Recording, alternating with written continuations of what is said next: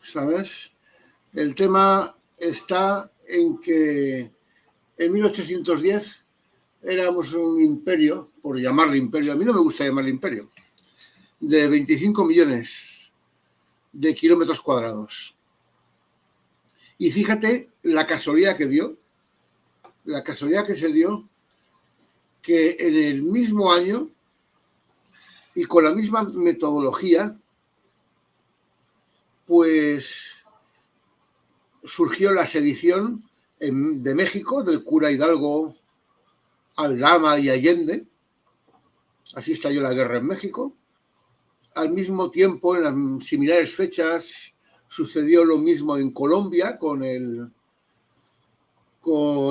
motín originado por el florero de Llorente, que le dicen que Llorente era un comerciante español. En Venezuela estuvo la sedición de Francisco de Miranda, Bolívar y toda esta gente. En Argentina también surgió la misma sedición. Y en Chile igual.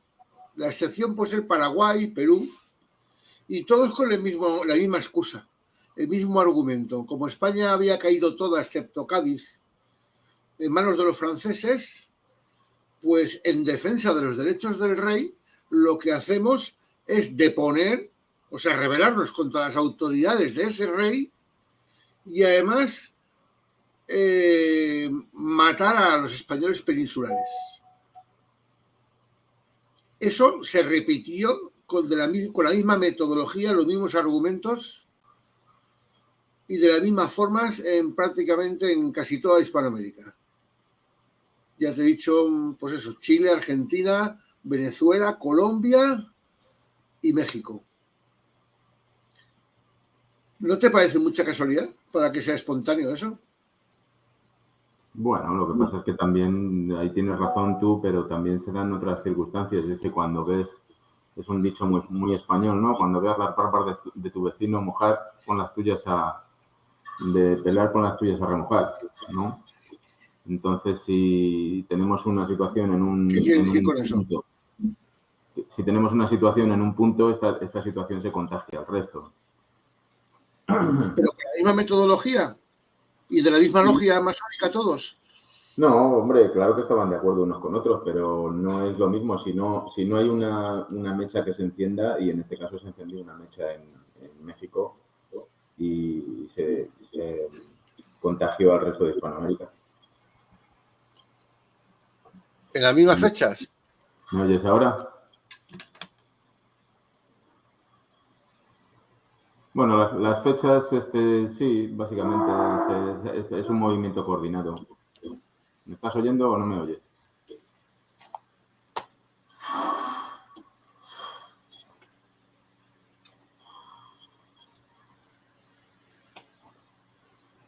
Entonces, ¿tú crees que es una cuestión más espontánea que otra cosa?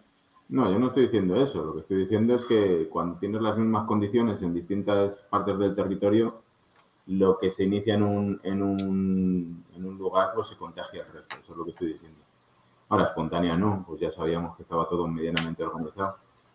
Ya que luego tuvo todo su desarrollo en el 1821. Yo soy más partidario casi de 1821 que de 1820.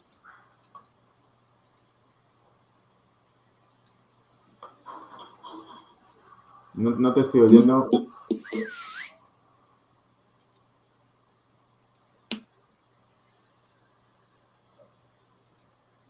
No sé qué decirte, a mí me ha dado mucho que pensar, ¿eh? Sinceramente. Bueno, si ya los agentes estaban introducidos, pues era muy fácil el levantar al pueblo en un lugar o en otro. Y eso lo estamos viendo hoy en día con cualquier otro de los acontecimientos modernos.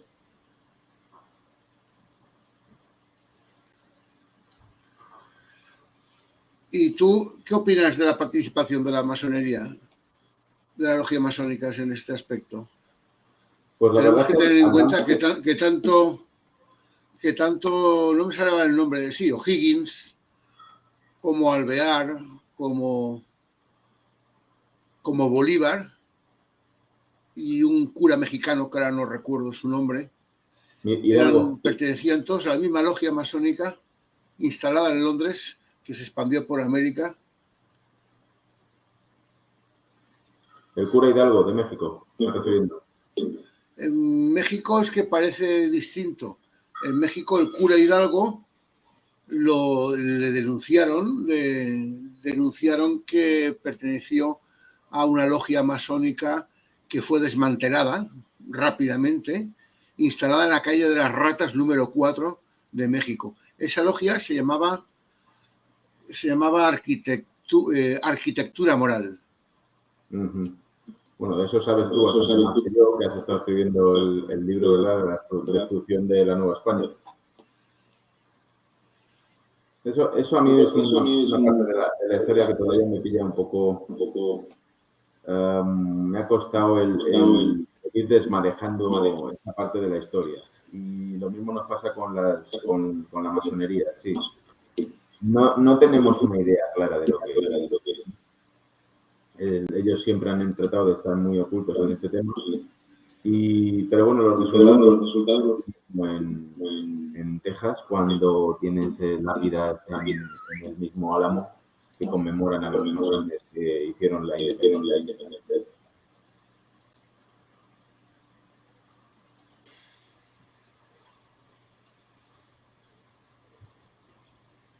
A ver, Jorge, no sé qué decirte.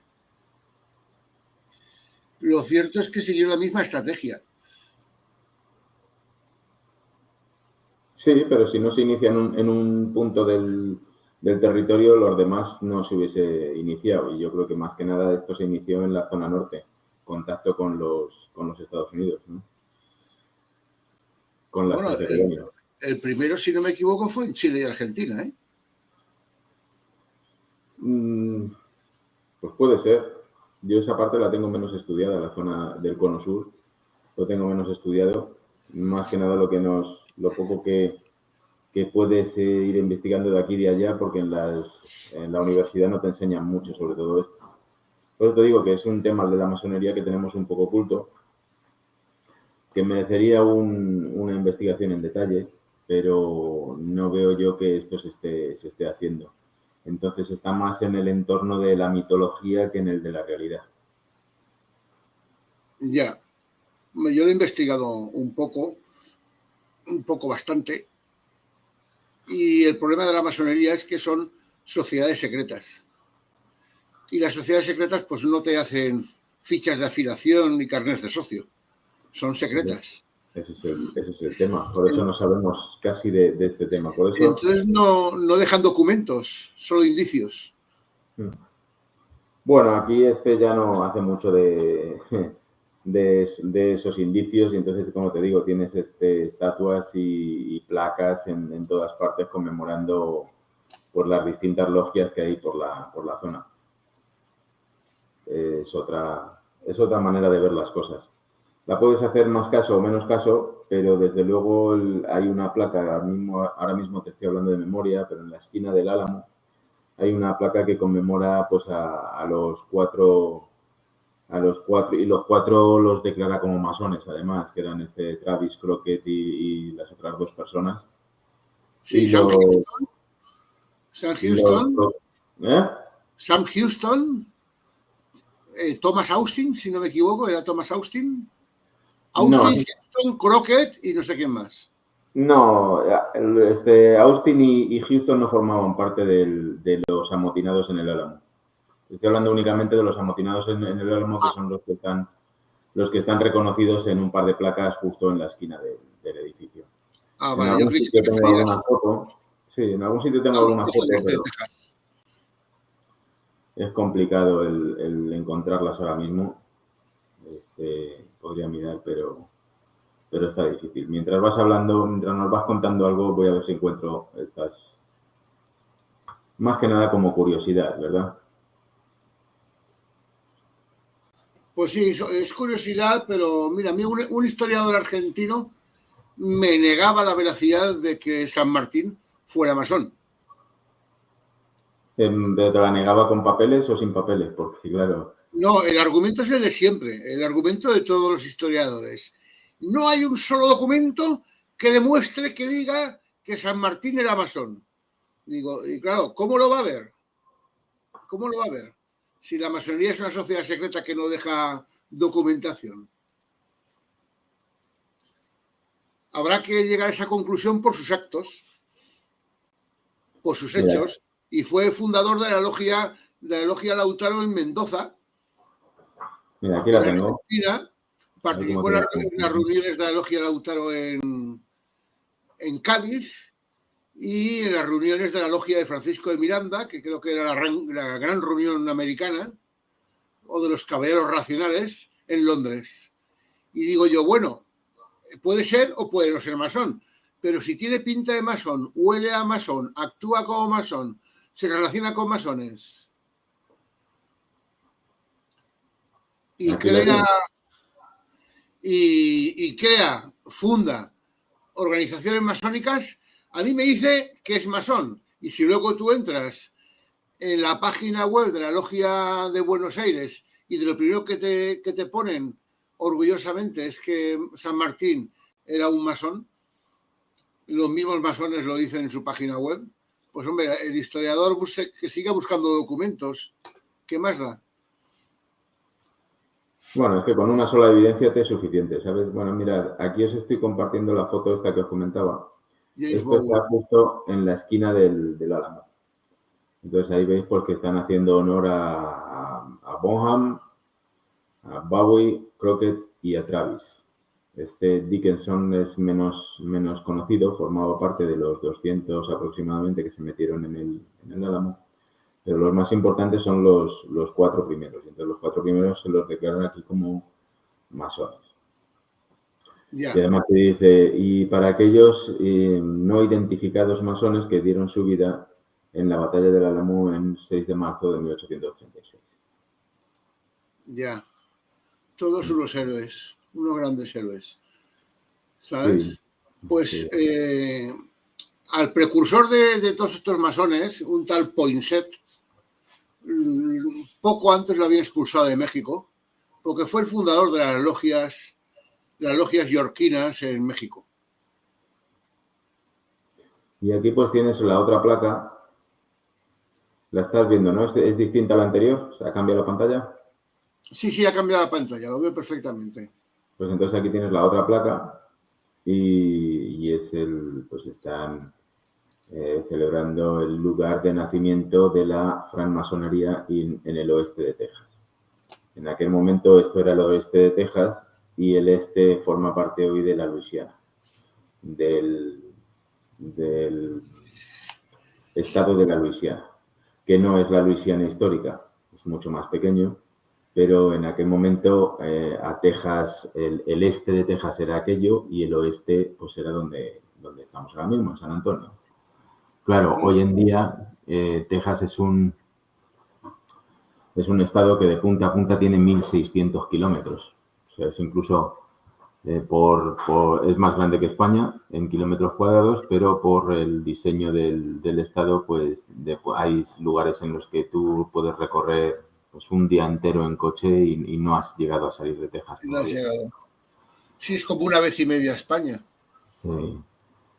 Y entonces, pues aquí, pues esto es de otra logia masónica, que hay varias, ¿no? Y entonces, pues conmemoran los 100 años de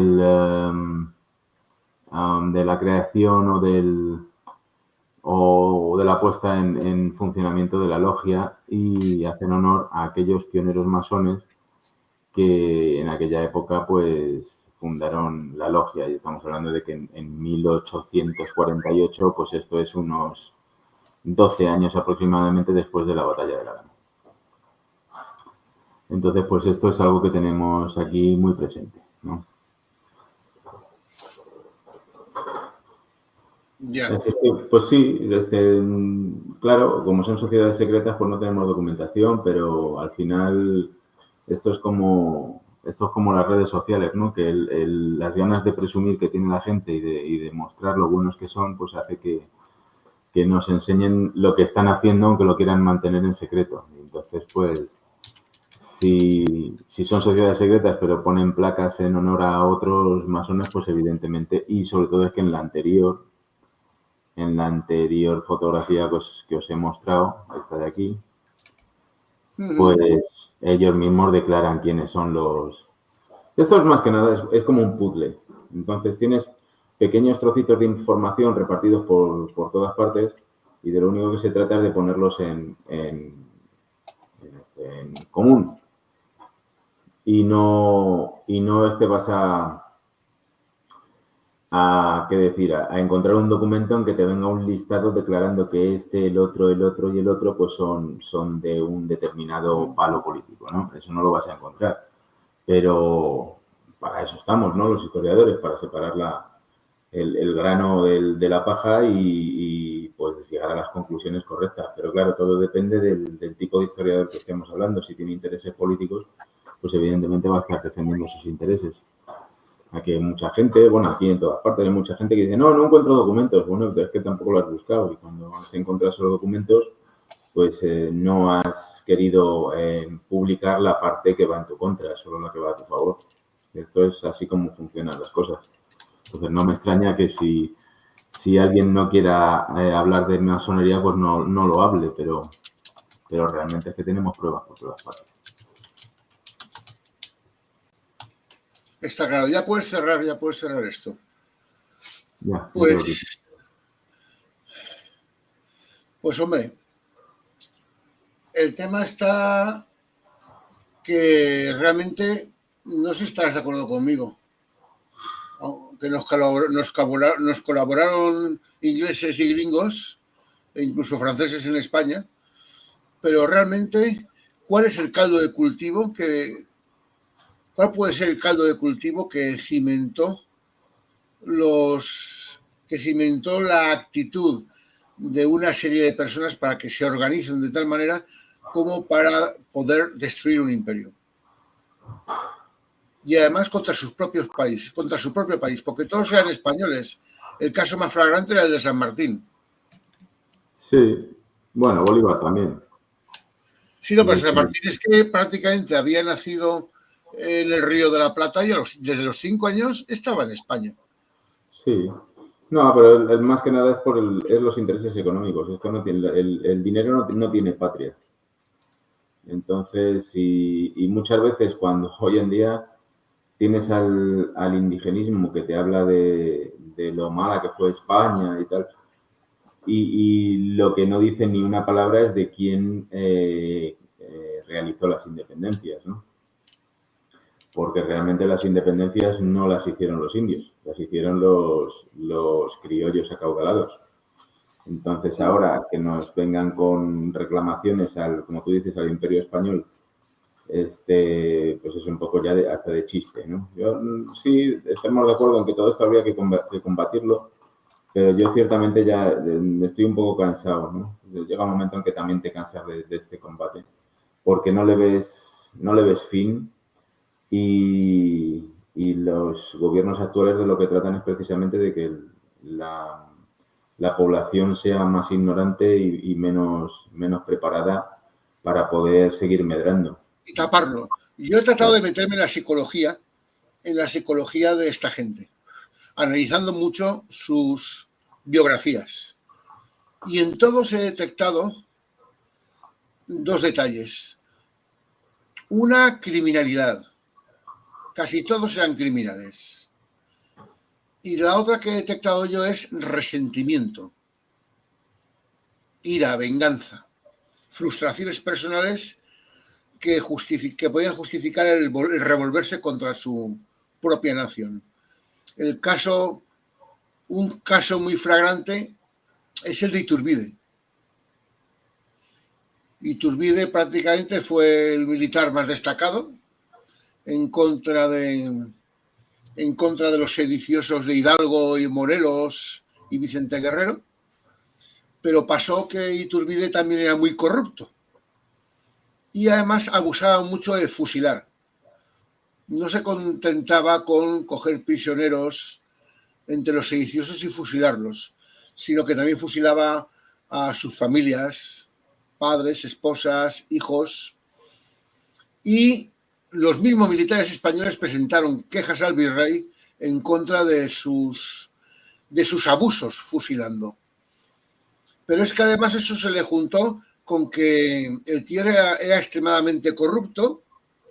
Entonces, por una parte, extorsionaba a los productores del territorio donde él estaba combatiendo a los sediciosos para comprarle sus productos a bajo precio, y luego él monopolizaba, a través de sus agentes, monopolizaba el mercado de distribución de manera que lo vendía él. Te estoy hablando de alimentos y suministros para las minas. Y lo vendían a 4 veces su precio normal. Entonces ahí fue denunciado y procesado por múltiples denuncias de corrupción, de malversación de fondos y de, pues eso, chantaje, extorsión y corrupción en general. De manera que el tío Iturbide, estoy hablando de Iturbide, se enriquecía. Se enriquecía, pues eso, vendiendo él todos los suministros esenciales para los territorios donde él estaba combatiendo a la guerrilla. Y eso está todo registrado en la historia de Alamán y Zárate. Zárate escribió la historia de México más amplia y casi fue contemporáneo, casi. Entonces eso marcó tanto a Iturbide que abandonó el ejército. Cuando él abandonó el ejército, pues también pasó que la gente que le denunciaba ya dejó de... Salvo un cura vasco que fue a muerte a por Iturbide, pues los demás, los perjudicados, no perseveraron en las denuncias contra él y lo dejaron estar. Pero 5 años después o 4 años después, el nuevo virrey que había, pues tuvo la brillante idea de volver a llamar a Iturbide para que retornara al ejército y dirigiera las tropas contra Vicente Guerrero. Y ahí fue cuando Iturbide ya traicionó al bando realista y llegó al acuerdo trigarante, el plan de Iguala con Vicente Guerrero, y ahí fue cuando consolidaron la independencia con la traición de Iturbide a su propio bando. Y yo lo que le achaco es una venganza. Una venganza de Iturbide motivada por el resentimiento de que no le perdonaran sus crímenes y sus corrupciones. Y un caso muy similar lo tienes en el cura Hidalgo, que era rector de una universidad, el Colegio San Nicolás de Valladolid, ahora Morelia, que fue expulsado por malversación de fondos. El cura Hidalgo le gustaba mucho el juego y se gastaba previsto un dineral jugando. Y parte de los ingresos los obtenía de lo que malversaba en el colegio. Pero eso se le juntó con que no respetó el celibato, salió un cura juerguista, borrachete y putero, y bueno, pues sembró la provincia de Valladolid, local es Morelia, la sembró de hijos. Le cuentan como 5 o 6 hijos. E incluso cohabitaba con una de sus amantes. Eso ya no se lo quiso perdonar la Inquisición. Y de ser un intelectual de alto nivel y un rector de una universidad, pues lo mandaron a un pueblo llamado Dolores para hacer de cura párroco. Te sonará el grito de Dolores. Sí, así es. ¿Vale? 16 de septiembre. Pues eso, él estaba de cura en ese pueblo, siendo un intelectual de primer nivel, de primerísimo nivel dentro de la jerarquía católica, de ser un alto jerarca, lo habían pasado a cura párroco, pero para aislarlo, para quitárselo de encima. Porque al mismo tiempo era un tío muy corrupto. De hecho, hasta perdió una hacienda por no pagar la hipoteca, que no la pagó porque el dinero que le confió su familia para pagar la hipoteca, él no la pagó. El dinero desapareció y la hipoteca se quedó sin pagar y perdió la hacienda. Y ahí hay una acumulación de resentimientos. Bueno, pero ¿tú crees que son resentimientos hacia España? Yo tampoco creo que sean resentimientos hacia España, ¿eh? Es que el resentimiento era hacia los gachupines. Porque no tiene sentido que si tú te quieres rebelar para defender los intereses de tu rey, tus objetivos militares sean los civiles, no los combatientes, los españoles civiles. ¿Qué sentido tiene ir a matar gachupines? pues hacer una limpia para quedarte con el poder y los privilegios. Esto yo lo veo más de forma más fría, más que pensar que la gente hace las cosas por una reacción, por una venganza, por un sentimiento.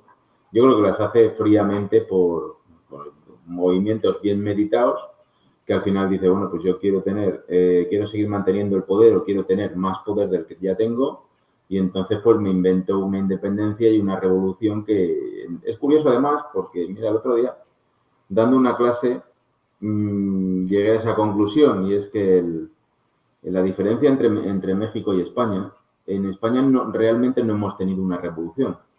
No tuvimos una revolución como podría ser la soviética o la famosa mexicana, ¿no? No hemos tenido esa revolución, pero sí hemos alcanzado una igualdad social que no tienen en México. Porque en México sigue habiendo un clasismo no declarado, porque no lo van a declarar, pero es clasismo, y a veces lo confunden con racismo, ¿verdad? Y entonces aquella pirámide famosa que todos se dedican a sacar, que es que el español está en la cúspide y luego está el criollo y luego los mestizos y realmente esto era falso, no era cierto. Eso es el rollo que se apuntan ellos siempre, ¿eh? Claro, Incluso claro. los periódicos mexicanos lo repiten incesantemente de que los españoles ocupaban los principales puestos. Pero y eso no es verdad. Es un clasismo que sigue vigente en México, ¿no? Y cualquiera que se conozca México, se dé una vuelta por México, puede llegar a esa conclusión. Ese Y de haber existido han continuado ellos, o sea, no son aptos para criticar. Claro, no, pero eso es lo que te digo, que es que ese clasismo es origen vino de los criollos, por un afán totalmente de seguir manteniendo esos privilegios sociales que tenían. Es curioso que en México, que ha tenido varias revoluciones, por no decir una sola, que al final pues parece que se han quedado en agua de borrajas, casi todas ellas, y sigan manteniendo un clasismo que en España, sin haber tenido ninguna revolución, ya no, o sea, no tenemos, lo perdimos hace muchísimos años. Es curioso, ¿verdad? Es curioso. Entonces ahora venir a decir que tenían algo contra el país o contra España cuando desde México no veían nunca al rey, ellos veían al virrey. Yo creo que es más que una reacción, es más lo que te digo, es un querer tener unos privilegios que hasta ese momento no tenían. Porque lo que hace España en aquellos territorios es poner leyes, y esas leyes están hechas para limitar que los poderosos, que los ricos, pues abusen aún más de lo que ya abusaban. Esas limitaciones son lo que viene mal para esta gente, para los criollos, que son básicamente los que tienen el poder económico y social en la Nueva España y en cualquier sitio. Son los criollos, no son los nacionales. Los españoles... Los nacionales son el 1%. No, pero cuando el español va allí, va en condición, o bien va en condición de migrante pobre, o bien va en condición de funcionario de control, de que las instituciones sigan funcionando de acuerdo a lo que mandan las leyes, y eso va en contra de los intereses de los criollos, ¿no? Pero cuando se habla de que los españoles peninsulares estuviesen en la cúspide de la pirámide, es una mentira, pero bien grande, ¿no? Lo que ocurre es que en México se hacía diferencia entre los españoles y los mestizos, ¿no? Y los indios. Pero esa era una diferencia que ellos mismos hacían. ¿No? El que era español en México no quería decir que fuese español de la península. Lo que pasa es que era blanco, era un español europeo. Y muchos de ellos, pues el caso de Juan de Oñate, muy llamativo en este aspecto, ¿verdad? Se le sigue poniendo como si fuese español en todas partes. Y hay mucha gente que en cuanto le dicen, no, pero si este señor había nacido en Zacatecas, o sea, es americano, básicamente. Bueno, entonces, ¿a quién le achacamos las culpas? ¿Se las achacamos a América o se las achacamos a España? Porque sí, en los documentos se le calificaba de español, pero era criollo. Entonces, quien tiene el poder en América son los criollos. Ellos son los que tienen el poder absoluto, tanto económico como social. Los españoles que llegan de la península, pues lo único que hacen es gestionar el que se tengan en cuenta las leyes, que muchas veces tú sabes que no se aplicaban, y en otro caso, pues también el tema económico. El tema económico es decir, bueno, pues ustedes tienen que pagar impuestos porque con los impuestos se mantiene el imperio. Sin impuestos no lo mantenemos. O sea, es que el tema sobre todo tiene sus bemoles porque te dicen, no, es que es la extracción del oro y de la riqueza americana. No, perdón, de la riqueza americana no salió de América.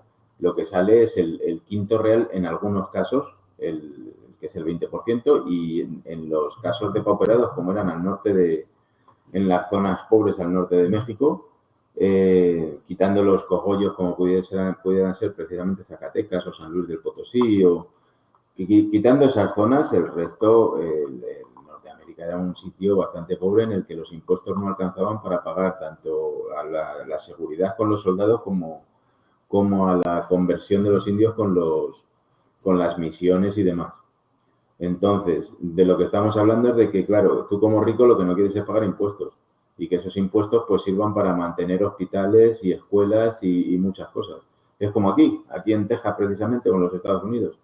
Tenemos un IBI, impuesto de la vivienda, ¿no? El que tenemos aquí es absolutamente desmesurado. Tú todos los años pagas casi un 2% sobre el valor de la vivienda. Pues estamos hablando que hay casas que están pagando pues 6.000 al año de impuestos sobre la vivienda. Pero es que con ese impuesto se pagan las escuelas. Y entonces hay gente que te dice, no, pero oiga, es que yo ya soy un pensionista, yo ya no tengo niños en edad escolar. Ya, de acuerdo, pero a cualquiera le gusta vivir en un país en el que la gente ha pasado por la escuela. Porque si no pasan por la escuela, pues los problemas son enormes. Entonces los impuestos están para pagarse y para mantener lo que es la organización social. Y el criollo precisamente lo que no quería era pagar los impuestos. Entonces las independencias se producen por eso. No, yo nunca he creído que todo esto se produjese como espíritu de venganza.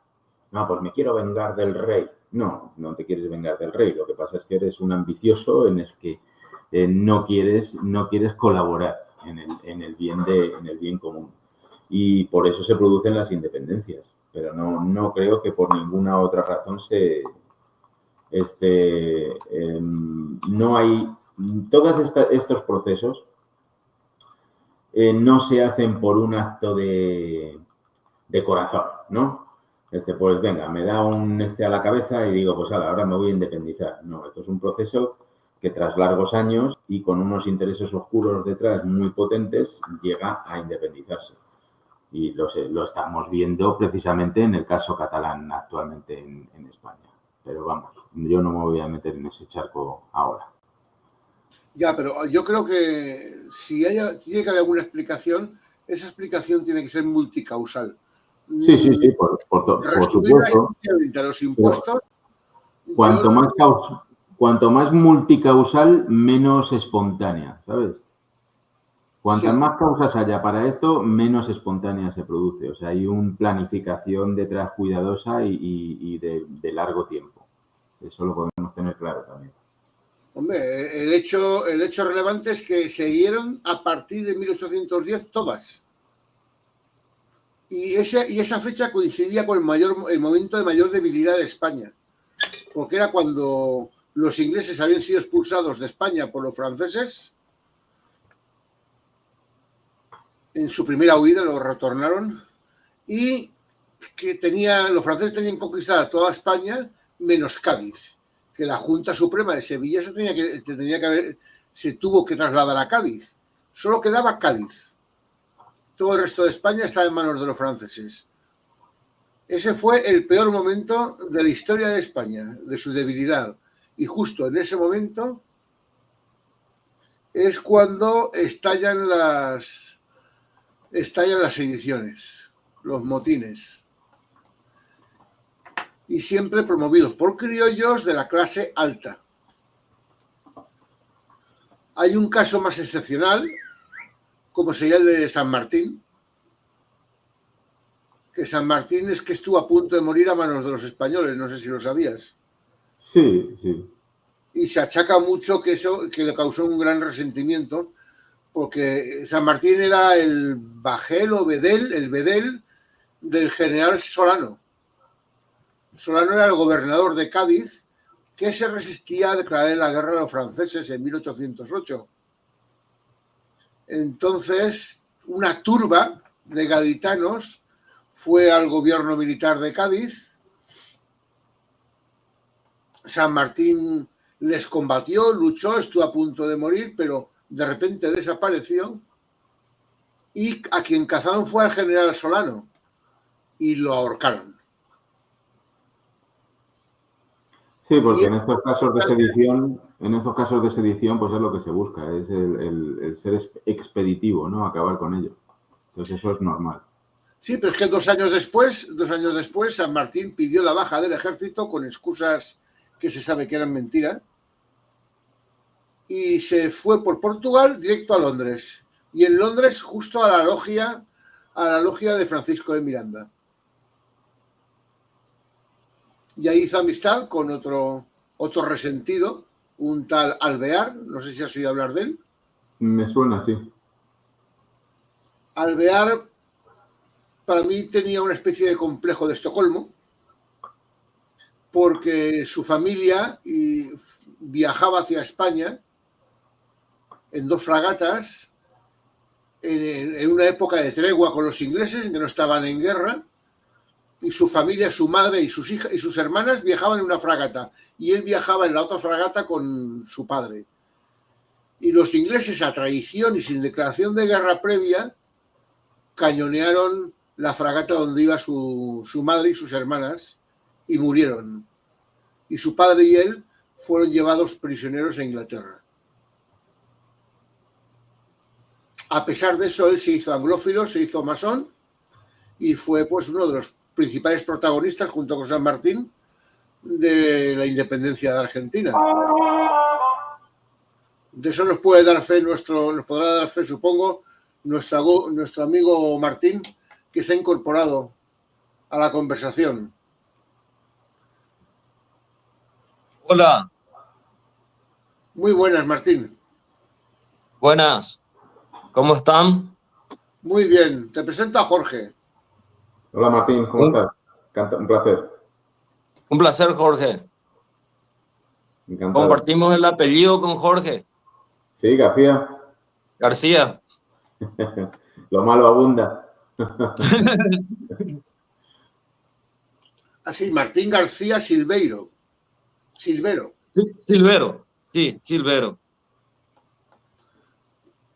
¿Tú qué sabes de Alvear? Yo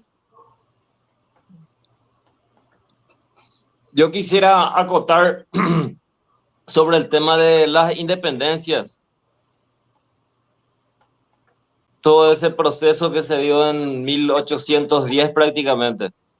Todo ese año fue crucial para lo que es España. Empezando porque España fue tomada por Napoleón y luego acá no podemos decir Argentina todavía en ese momento porque la gobernación de Buenos Aires era parte de la provincia del Paraguay o Río de la Plata. Argentina aún no existía en ese momento. Argentina se crea en 1816 y la logia Lautaro que crea San Martín se crea en 1812, 2 años después de 1810. Esta era una logia que era dependiente de la logia Gran Reunión Americana, que fue fundada por Francisco de Miranda.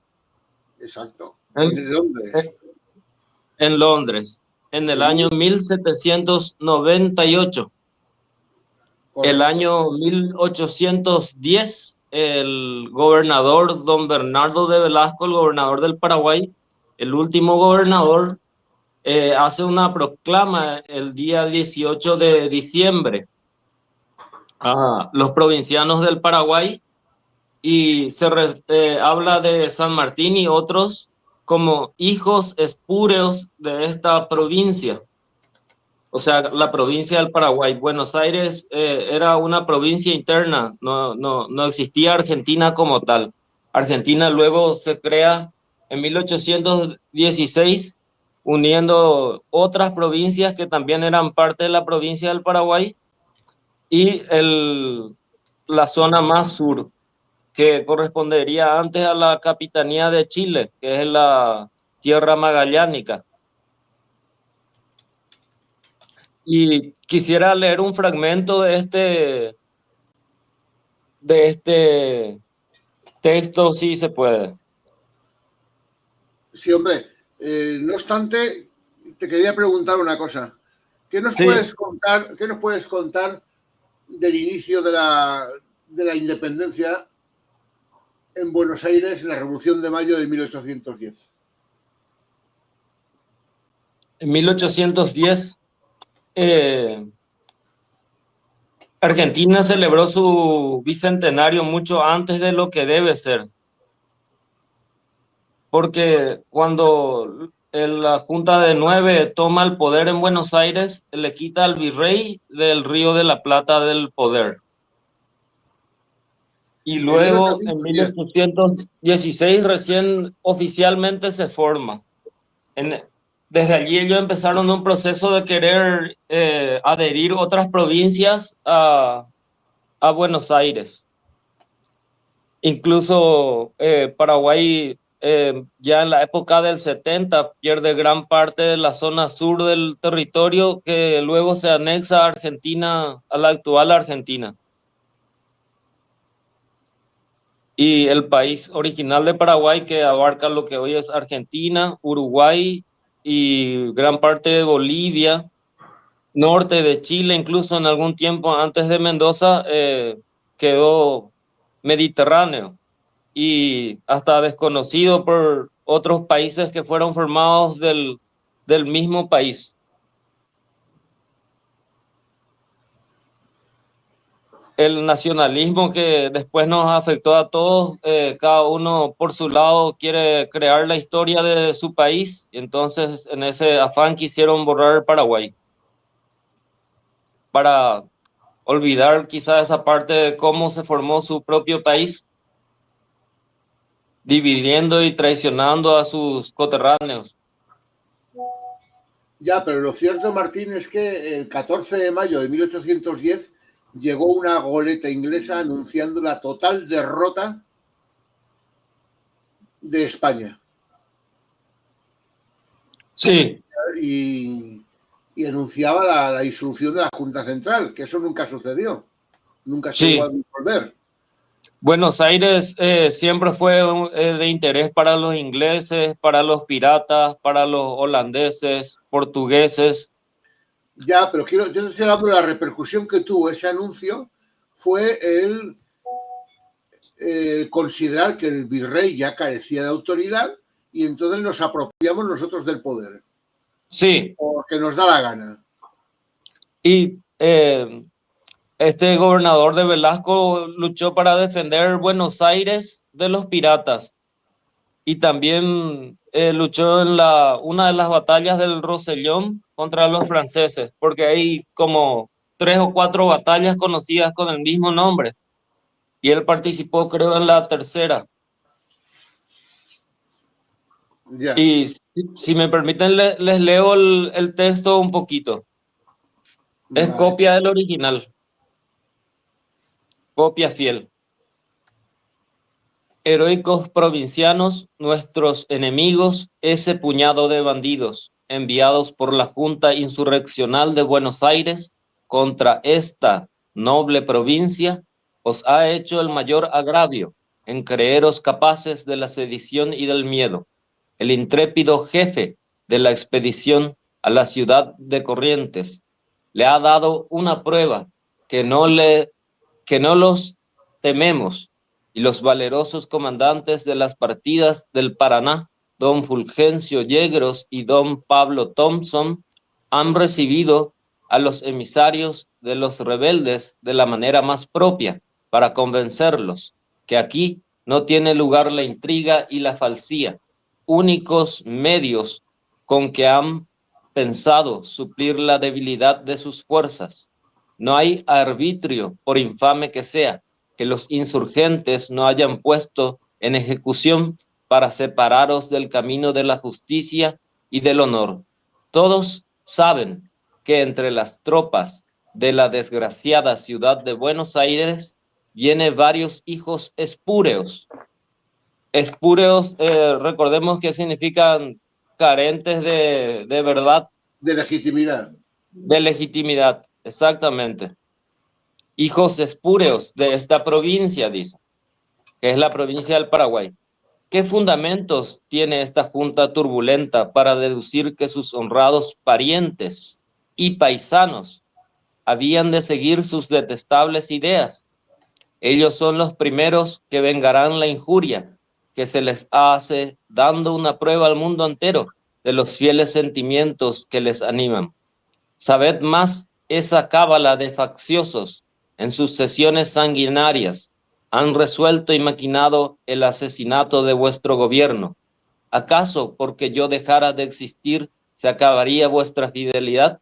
Faltaría un caudillo que os condujera a la victoria y exterminara a ese conjunto de salteadores que invoca a nuestro desgraciado rey don Fernando VII y atacan infamemente sus derechos y los de sus fieles vasallos, almas viles que, seducidas por una política corrompida que no han sabido aplicar, prefieren la destrucción de un país que les ha dado el ser a su desmesurada ambición.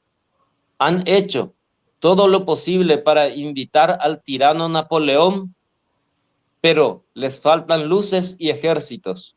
No creáis a los que pretenden persuadiros con estudiosa malicia que viene contra nosotros un formidable ejército. Son indignos del nombre español los que tales especies propalan, y si vuestro justo enojo puede contenerse, y aquí se perdió el texto original, luego continúa, al gobierno, y veréis prontamente castigado su infamia, a las armas valerosos habitantes de esta ejemplar provincia. La divina providencia nos protege visiblemente. Ella nos ha proporcionado cañones y fusiles, pero vuestras lanzas son todavía más terribles. Soy viejo en la guerra y conozco cuánto valen estas clases de armas manejadas oportunamente por manos como las vuestras. Moriré con gusto en medio de vosotros y tendré la gloria de acabar mis cansados días al frente de una provincia heroica y de unos súbditos amables, en cuya defensa me parece un corto sacrificio el de mi vida. Asunción, 18 de diciembre de 1810. Bernardo de Velasco. Muy bien, Martín. Hombre, ese texto que has leído evidencia una cosa, y es que se valieron de argumentos espúreos para justificar el derrocamiento del poder establecido. Porque si bien había caído la península, no había caído España. España éramos todos. Es que tiene que ver que la península esté en manos de Napoleón para que nosotros tengamos que derrocar a nuestros propios poderes políticos. No sé si me entiendes. Sí, así mismo. Es que lo mismo sucedió en Chile con los hermanos Carrera. Igual que en México, en Venezuela y en Colombia.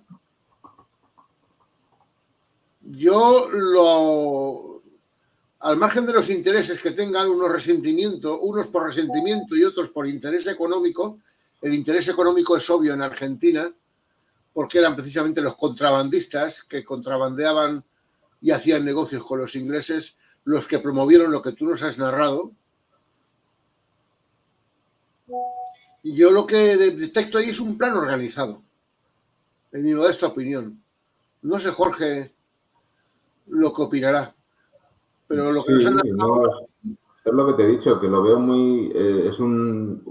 estas cosas no surgen por casualidad, ¿no? Esto es un tema que lleva una planificación detrás muy grande y si no es así, lo que se produce es algún proceso histórico muy dilatado en el tiempo. O sea, de un día para otro, no, esto no es algo que sea fácil.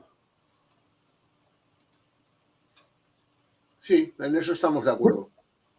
Sobre eso también, cuando se proclama la independencia en Asunción del Paraguay, acá en mi actual departamento, anteriormente provincia del Guairá, aún no llegaba la independencia. Es decir, que cuando ya eran independientes como paraguayos en Asunción, los de Villarrica seguían siendo españoles. La independencia se llevó dentro mismo del país con mucha más lentitud de lo que de lo que se piensa y se suele pensar, se suele decir también. Y yo os pregunto una cosita.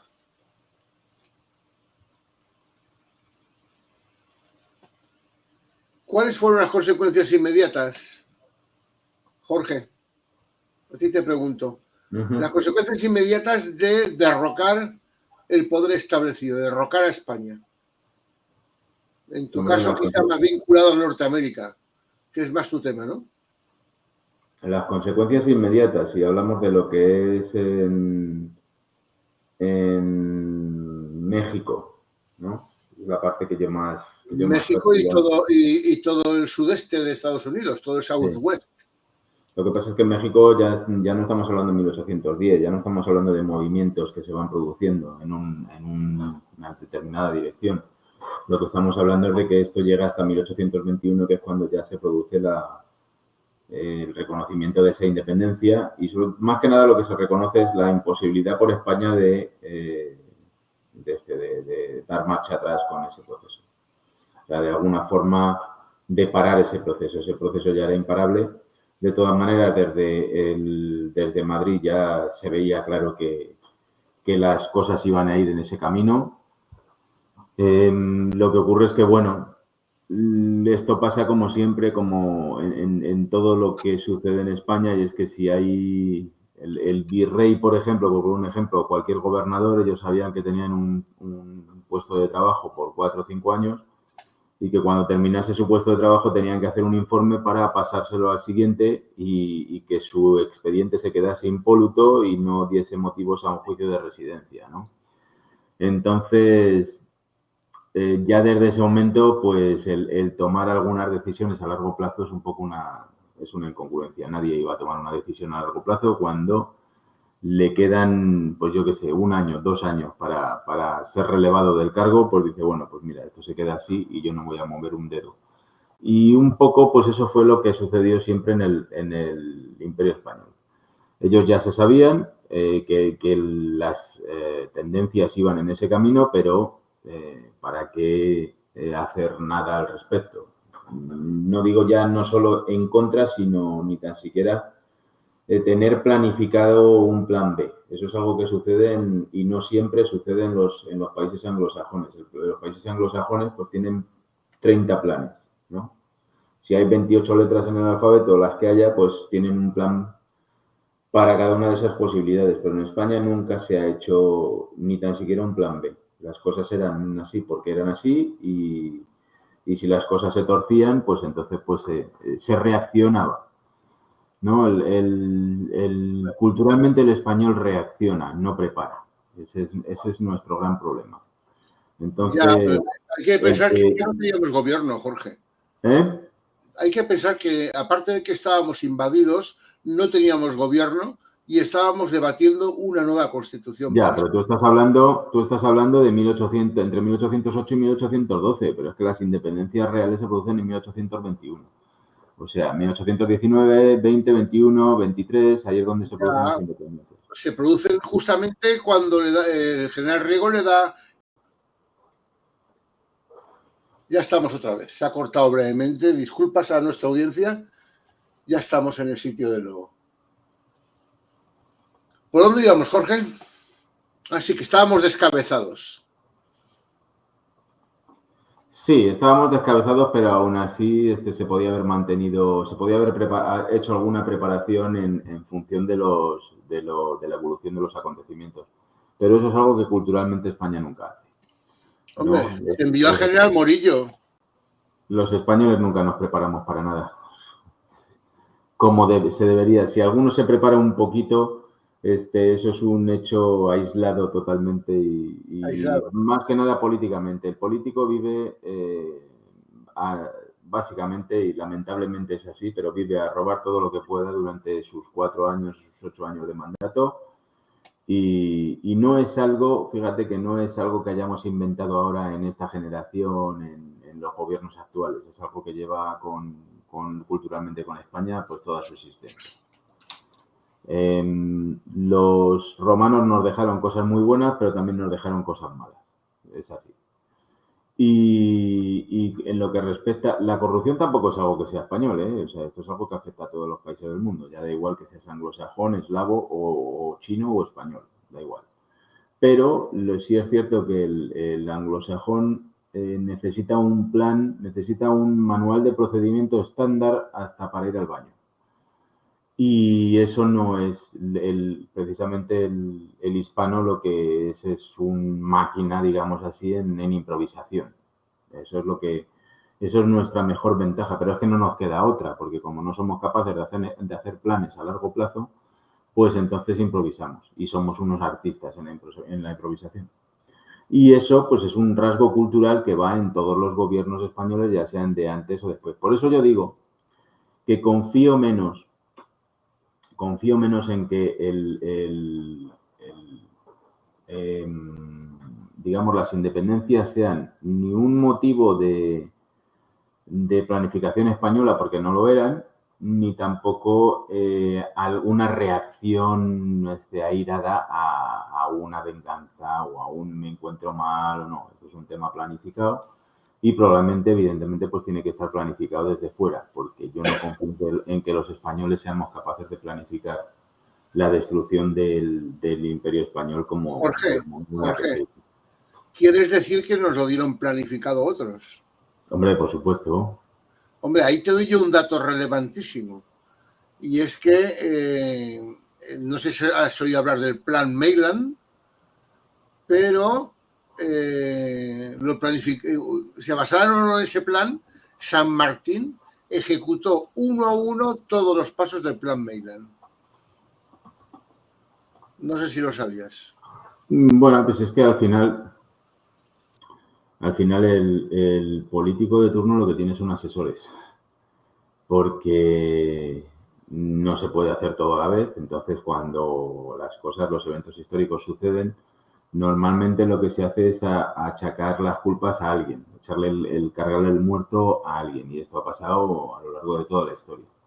Y esto es un problema cuando hoy en día, por ejemplo, tú sabes, esta pléyade de falsos mesías que han aparecido, que han aterrizado en la hispanidad, pues enfocan todas las culpas de todos los problemas que tiene España, los enfocan en determinada persona o en determinado grupo. Esto es un problema porque normalmente los culpables de cualquier cosa no están tan a la vista, están mucho más ocultos. Entonces, yo siempre lo digo, si tú echas la culpa, no se la echas al verdadero culpable, se va de rositas y sigue haciendo las mismas fechorías. Entonces, por eso siempre defiendo mucho que se investigue y se eche la culpa al culpable. Y esto vale para todos los ámbitos. Y vale para la historia española, y vale para la política, y vale para lo que todos queramos. O sea, siempre es importantísimo identificar al culpable. Primero, porque es injusto culpar al inocente o al que sea menos culpable. A ver si me entendéis. Porque en esta vida es difícil encontrar a un inocente puro, pero bueno, es injusto culpar a quien no ha cometido un delito, pero además es que el verdadero culpable se va de rositas. O sea, son dos problemas añadidos. Entonces, yo siempre soy cauteloso con esta nueva moda ahora que hay de generalizar y enfocar todas las culpas en un determinado grupo o persona porque se nos va, el verdadero culpable se va sin castigo. Entonces, en cuanto a esto, pues sí, evidentemente hay el culpable, o sea, no vamos a hablar solo de San Martín, porque una persona, por mucho carisma que tenga y que sea capaz de aunar tras sus esfuerzos a un grupo de gente, desde luego que no va solo. No estamos hablando de que estás haciendo una tortilla de patatas, estás hablando de que estás destruyendo completamente algo tan poderoso como era el Imperio Español, que estuvo con fuerza durante 300 años. Eso no se hace así, ¿no? Pero requiere una planificación muy grande.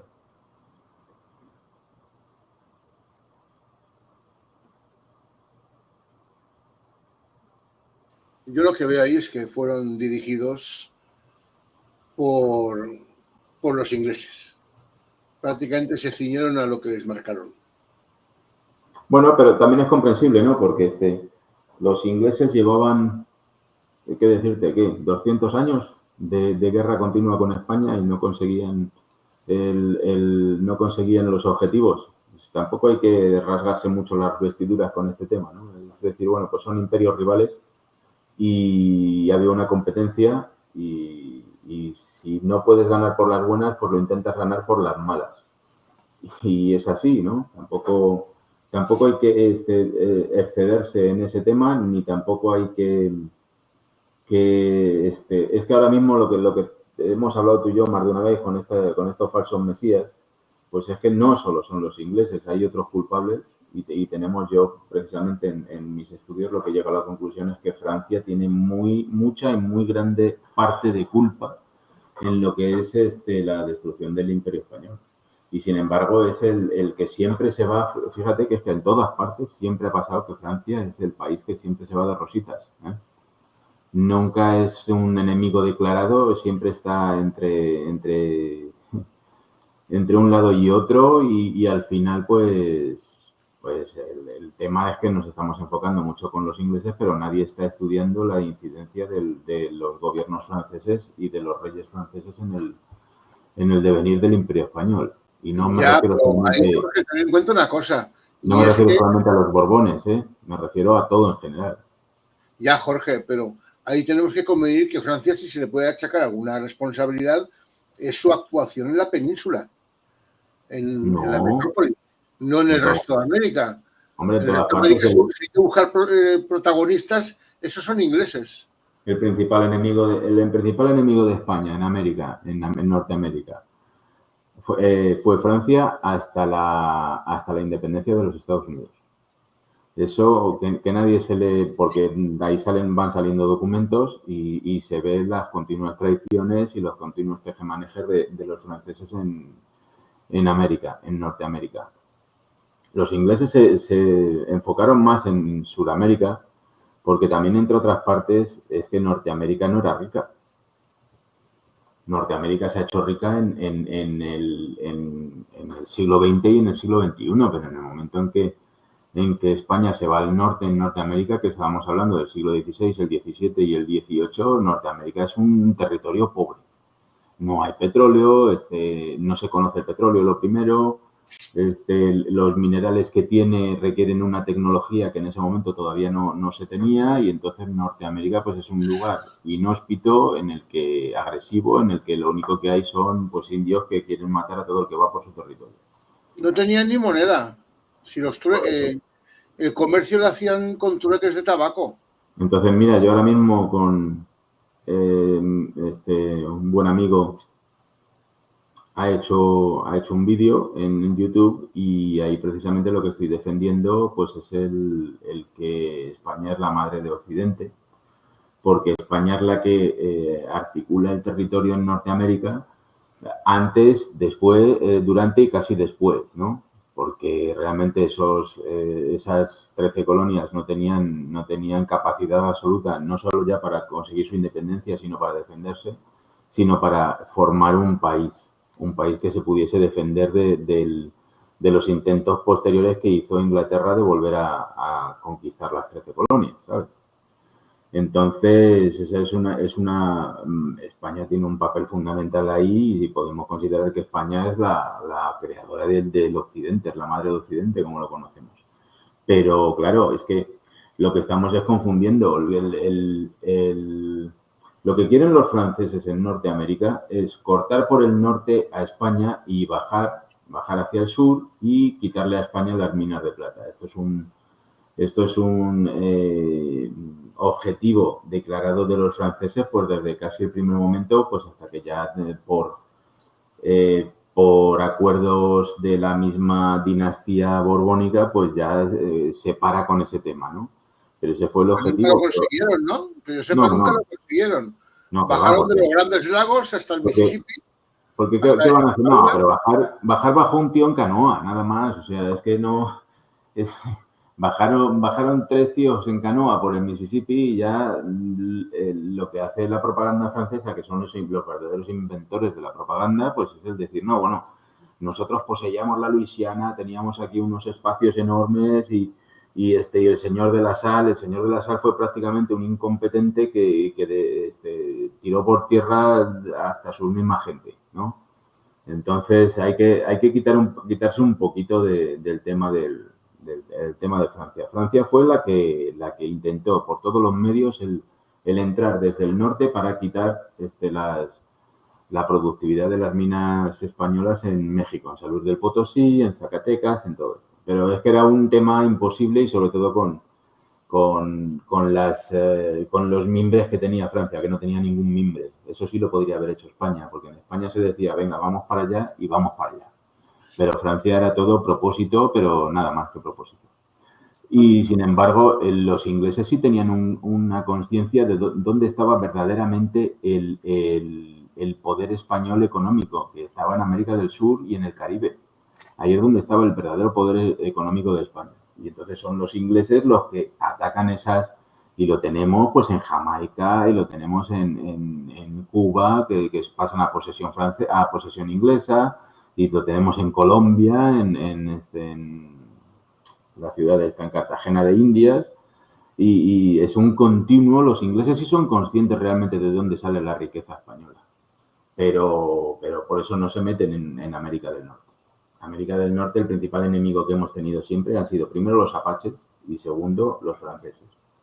Eso es indudable. Ahí no hay entrada inglesa. Entonces, sin olvidar a los comanches.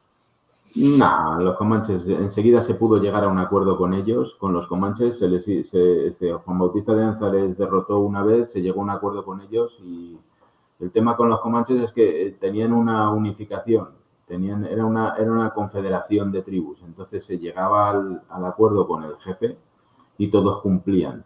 El problema con los apaches es que primero no tenían ninguna intención de cumplir, y segundo es que había 20 tribus distintas de apaches muy numerosas. Pues si alguna en algún caso llegaba a algún acuerdo, las restantes decían, no, yo no he hablado nada con estos señores, y estos señores están pasando por mi territorio, les corto el cuello, punto.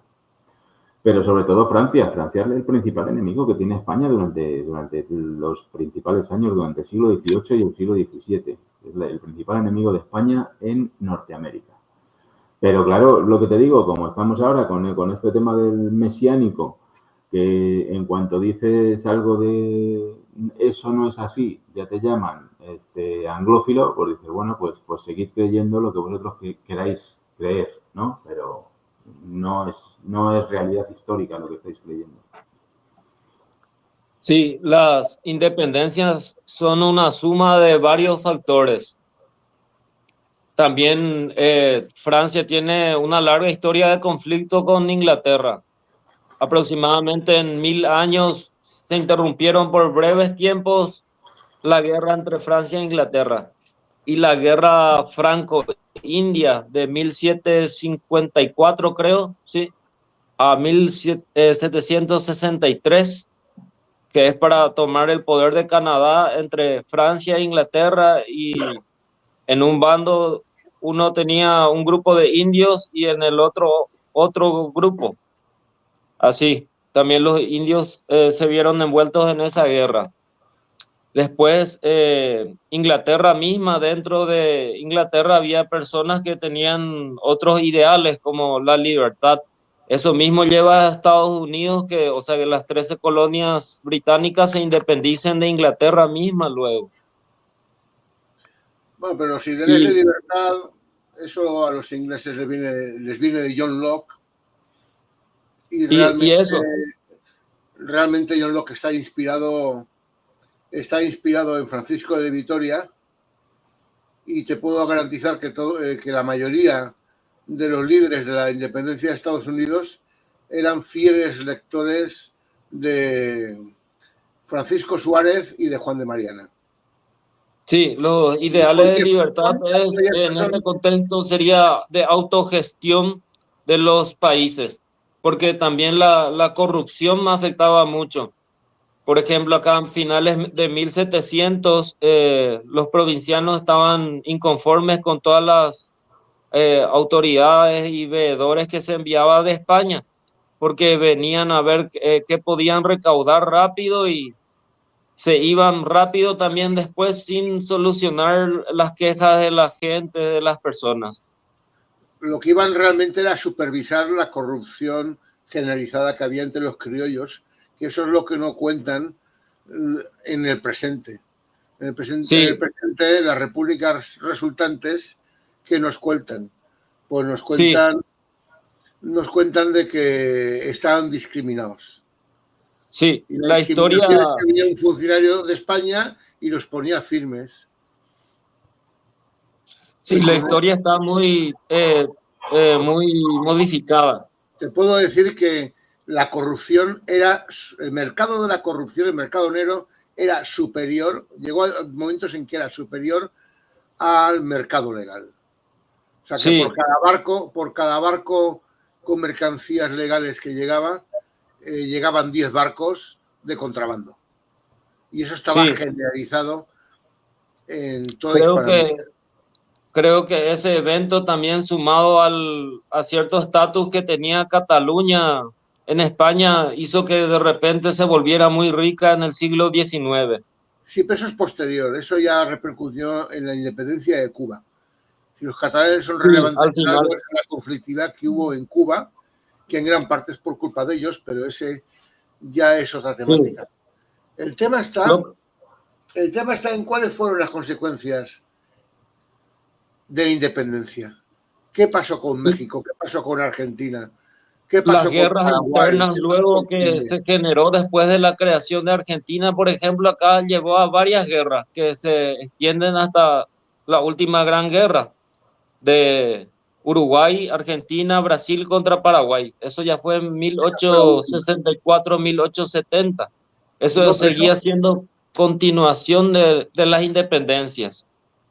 Eh, correcto. Mucho derramamiento de sangre y aparte de eso, durante las independencias también muchos españoles también fueron muertos.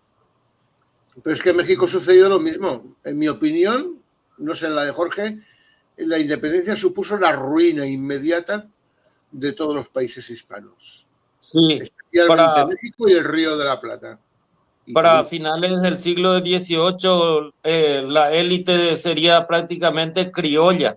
Por eso acá el doctor Francia, ya en la independencia, crea una ley para hacer el mestizaje masivo, para que exista el mestizaje masivo en el Paraguay y no exista una élite criolla.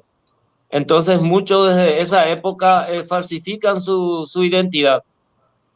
Y la gente acá en Paraguay de repente no sabe si su apellido es español o es italiano o de dónde, porque la gente, los españoles mismos venían a falsificar su identidad en esa época ya, porque estaba prohibido el matrimonio entre criollos, por ejemplo.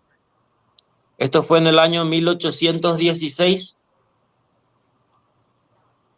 Eso no lo sabía yo. y, y Prohibido el había matrimonio entre varias, criollos.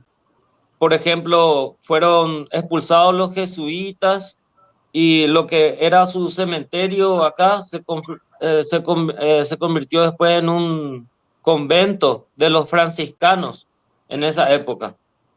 Y sobre el cementerio español, sobre el cementerio jesuita, porque Villarrica en su última mudanza en 1701 ya vino sin indios, porque los indios fueron secuestrados por los portugueses para trabajar en las plantaciones de caña de azúcar y yerba mate que se habían robado ellos de los habitantes de Villarrica, en la provincia del Guairá. Se ve, por ejemplo, la distribución de la yerba mate actual.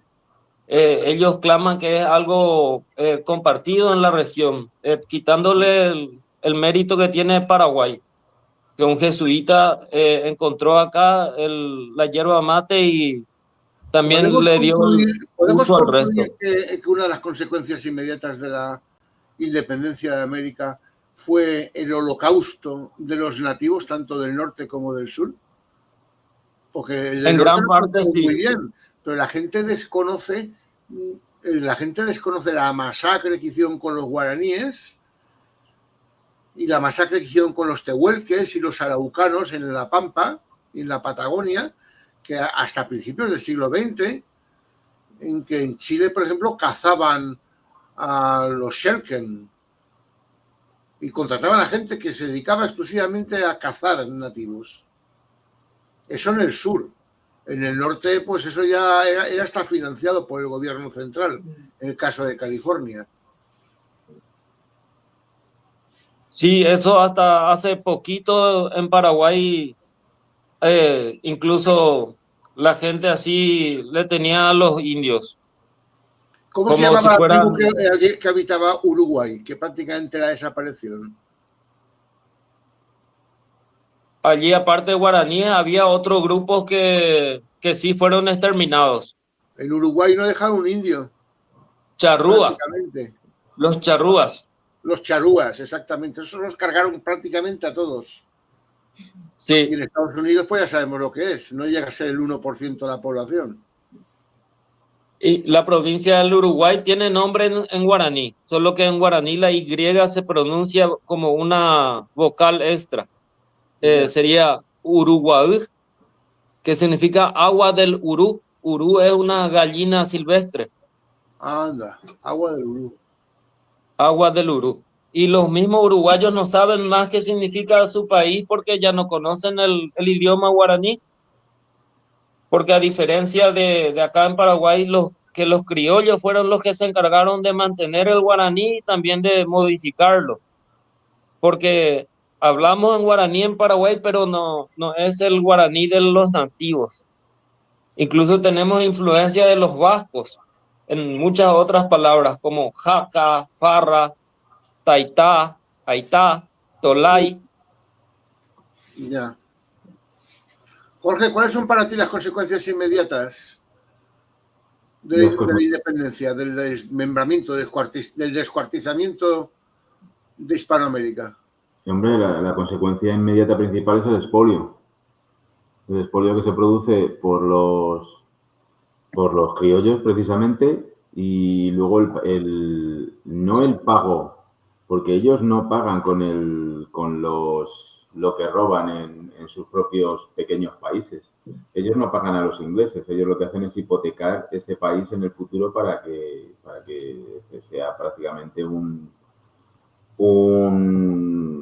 Subordinado. una sucursal de ellos, pero el criollo prácticamente lo que hace es un expolio de todos los recursos y sobre todo un expolio de lo principal que son los derechos de los indígenas. Hace un expolio de eso y entonces el indígena pasa de ser un español más, porque era considerado un español más cuando aquello formaba parte de España, y pasa a ser indígena otra vez, al que se le retiran todos los derechos que tenía y se le roban todas las tierras. Uh-huh. Que es un tema que se le va achacando a España continuamente, día tras día, año tras año, siglo tras siglo, pero España era la única que garantizaba que los indios tuviesen sus tierras, porque además es que en muchos casos hasta les dio escrituras que así lo garantizaban, pero claro, una vez hecha la independencia, esas escrituras, según los nuevos mandatarios, esas escrituras valen para el antiguo régimen, pero no vale para el nuevo. Y entonces los indios son despojados absolutamente de todo. Uh-huh. De hecho, gran parte de la conflictividad que tuvieron fue precisamente por las tierras que debían expropiado a los nativos. De hecho, los nativos tenían derecho de propiedad, un derecho que fue violentado súbitamente. Sí, es que además en los archivos, si te metes en el Archivo General de Indias o en el Archivo General de la Nación, todavía encuentras documentos de propiedad de la época. O sea, es absolutamente demencial que ahora vengan diciendo pues que no, que es que España les quitó sus tierras, pero si tienes los documentos. Tenían hasta sus escrituras de propiedad. Sí. Firmadas por el virrey o por el gobernador o por quien fuese. O sea, es absolutamente demencial. Lo que pasa es que, claro, la gente no quiere leer lo más mínimo y no te digo ya meterse en un archivo y agarrar un documento de hace 200 años porque no, porque eso es trabajo y la gente no quiere trabajar, ¿sabes? Ya. Eso es para unos pocos colgados como yo, pues si te metes en los archivos y vas quitándole el polvo a documentos y te vas dando cuenta de realmente qué es lo que fue España en América en aquellos momentos. Porque los documentos lo demuestran. Lo curioso es que, aun habiendo pruebas aplastantes, pruebas documentadas, sigue proliferando más el mito que la evidencia. Claro, porque la narrativa es legendaria y entonces a la gente le gusta lo legendario y entonces siempre te dicen, dato mata relato, ¿verdad? Bueno, pues hay otro dicho que dice un buen amigo mío, Antonio Moreno Ruiz, un buen historiador, buenísimo historiador de Sevilla. Sí, lo conozco. Que dice que la verdad no te mate el relato, ¿no? Que la realidad no te mate el relato. Y es así, o sea, ya hay relatos establecidos en el que hay unos héroes que su mayor mérito es ser antiespañoles y entonces pues que la realidad no mate ese relato. ¿Y no ves tú ahí un complejo de inferioridad? Totalmente. Un complejo de inferioridad en el cual, como se sienten acomplejados ante los gringos, sacan pecho y arrogancia respecto a España. Mira, fíjate lo que le dije ayer en un comentario. Dime. Te iba a decir que ayer en un comentario que me hicieron en un vídeo de YouTube, me decían, dice, el vídeo me encanta, pero al final como que la has cagado, porque has dicho que has llamado norteamericanos a los estadounidenses. Bueno, dice, porque los mexicanos también somos norteamericanos. O sea, aquí se trata básicamente de sacarle punta a todo, estar ofendido por todo. Y entonces lo que le contesté, que creo que tiene bastante sentido común, es decirle, pero ¿por qué os celáis con estos temas cuando México tiene un nombre propio tan bonito como es México? Tiene nombre propio. Y entonces, en lugar de estar orgullosos de ese nombre propio, lo que están es viendo a ver cómo se califica al vecino, ¿no? Y entonces, ¿cómo tenemos que llamar al norteamericano? Pues si se estableció, yo no lo establecí, pero se estableció una forma de reconocerle, porque sí, todos sabemos que canadienses y mexicanos están en Norteamérica, pero a ellos les pusimos nombre propio, México y Canadá. Estados Unidos no tienen nombre propio, tienen nombre genérico y entonces se les dice norteamericanos. Tampoco hay que ofenderse por esas cosas, ¿no? Yo más o menos, yo es lo que pienso, ¿no? ¿Qué más bonito que ser mexicano y no ser? No, pues mira, yo estoy en Norteamérica. Ah, muy bien, estás en Norteamérica como otro, no. O sea, hay que estar orgulloso de lo que cada uno tiene. ¿Por qué yo tengo que estar pensando en que a un francés se le llame europeo? Vamos a ponerlo en contexto, ¿no? ¿Qué me importa? Yo soy español, yo tengo que estar orgulloso de ser español. Entonces sí, mi nombre genérico también puede ser europeo, pero mi nombre propio es español. Esto es algo que no entiende el mexicano, ¿no? No lo entiende. Y además es un tema, sobre todo, que fíjate que en otros países, como sea Colombia, Venezuela, ellos están menos pendientes de estas pendejadas. Pero el mexicano tiene ese complejo bajo el estadounidense y entonces si el mexicano tiene, yo siempre los he defendido mucho, tiene mucha más historia, Mexicano tiene una historia compartida de miles de años en el europea, que es la española, y miles de años, que es la mexicana, la azteca, la totonaca, la olmeca, todas esas tribus, esas naciones indígenas, traen una historia detrás enorme. Tendría que estar orgulloso de eso y no estar pendiente de que el pobre norteamericano, el pobre estadounidense, que es que también es un error llamarle estadounidense, ¿no?, a la gente que vive en los Estados Unidos de América. Porque hay que decir que México, el nombre oficial de México es los Estados Unidos Mexicanos. Exacto. Entonces, dejémonos de tonterías con este tema y entonces empezamos a estar orgullosos. Yo una cosa que me ha penado mucho en los últimos años, que he empezado a volver por España y a explicar un poco lo que es el tema histórico, me ha penado mucho, y tú sabes a quién me refiero, Alberto, pues es que ahora mismo estamos más pendientes de los extranjeros que de nosotros mismos. O sea, hemos estado recriminando al mexicano, que lleva 200 años echando la culpa a España de su pobreza. España ya no está allí desde hace 200 años. Entonces, ya eres libre, tienes un gobierno, tienes un país muchísimo más rico que la península ibérica, pero has pasado 200 años y fíjate que siendo México mucho más grande, con mucha más población y mucho más rico en recursos que la península ibérica, pues solo hace un poquito me parece que le ha pasado en Producto Interior Bruto o en algo así, cuando tenía que estar casi al nivel de los Estados Unidos de América. O sea, todo se ha dicho. Una de las consecuencias también de la independencia de España peninsular fue la creación de el sentimiento de orgullo nacional de cada zona.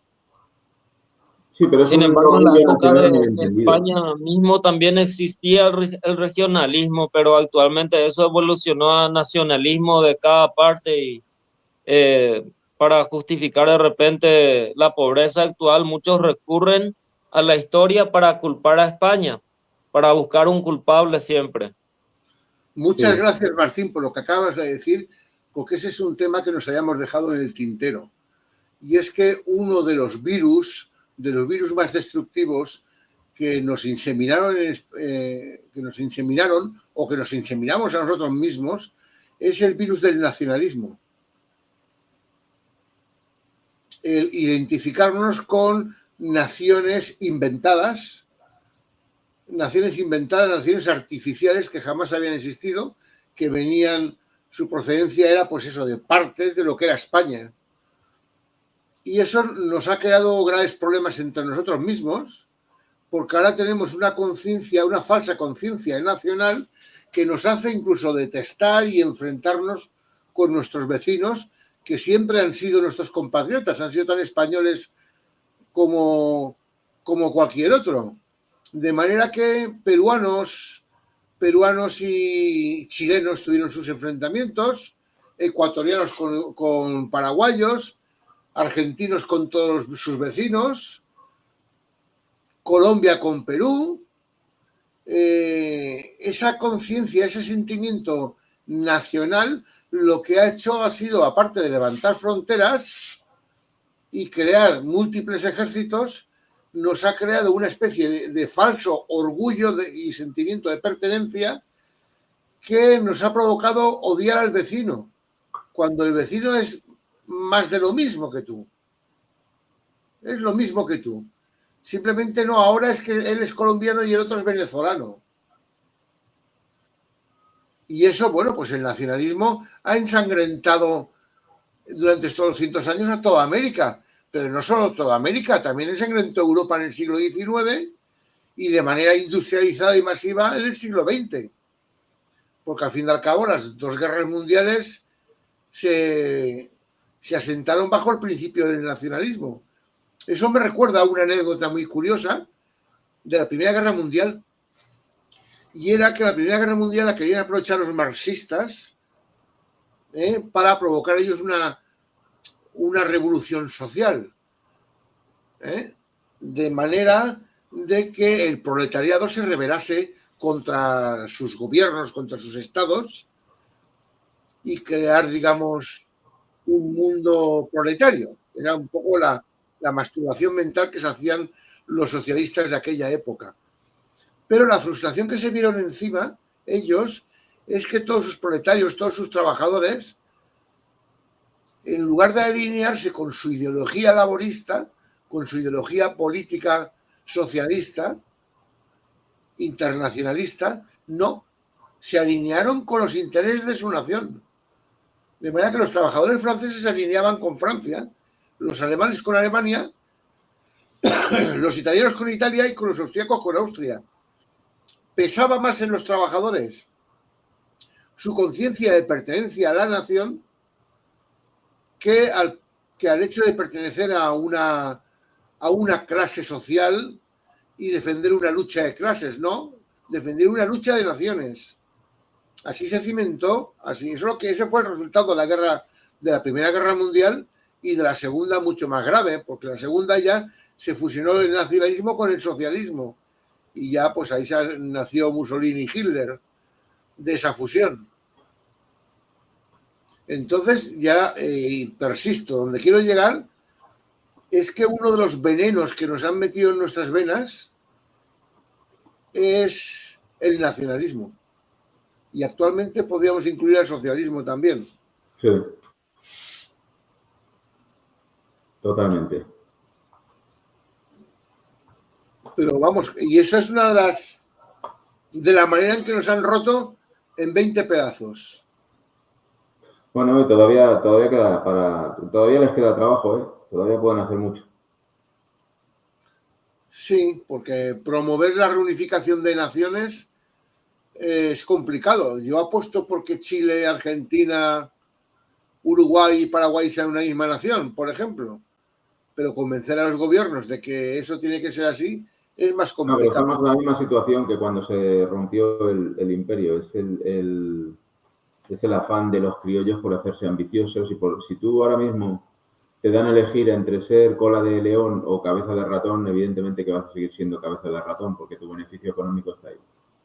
Entonces eso es un tema que va a ser muy difícil que se puedan reunificar porque el político en cuanto adquiere un poco de poder ya se mete en la misma onda que los demás o lo meten a la fuerza. Entonces ahí parecía, teníamos un poquito con Milei en la Argentina, pero bueno, a mí me da la sensación que se está diluyendo, ¿no? Pero bueno. Muy bien. Pues nada, oye, yo creo que este tema lo hemos tocado bastante en profundidad y creo que aún debemos de tocarlo más, pero ya en otra ocasión. Ha sido un enorme placer contar contigo, Jorge, y contigo, Martín. Jorge desde Texas, desde San Antonio, Texas, y Martín desde Paraguay.